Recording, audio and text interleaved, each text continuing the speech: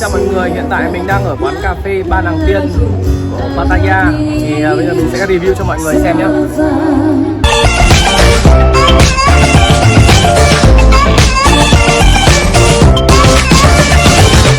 Bây giờ đang là 4 giờ chiều nên là vẫn còn rất là nắng.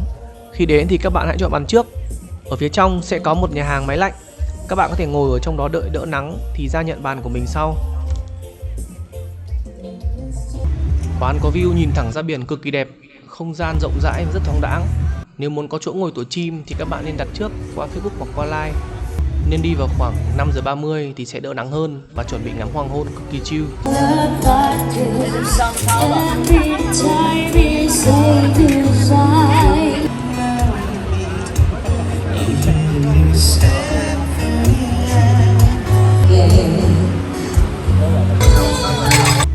Đồ ăn ở đây thì có giá cả rất là hợp lý cho một địa điểm tuyệt vời như thế này.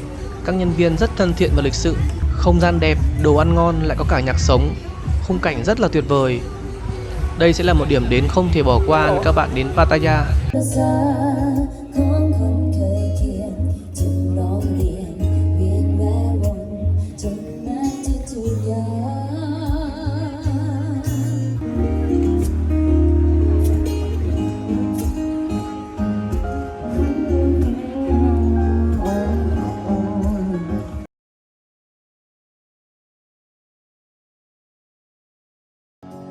Vậy là mình đã vừa review xong quán cà phê này cho mọi người.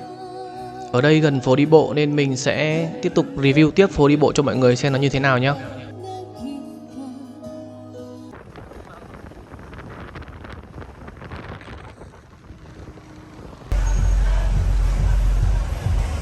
Đây là phố đi bộ ở Pattaya, thì hầu như là ở đây rất là vắng mà đang sửa rất là nhiều nên là cũng không có hoạt động diễn ra nhiều.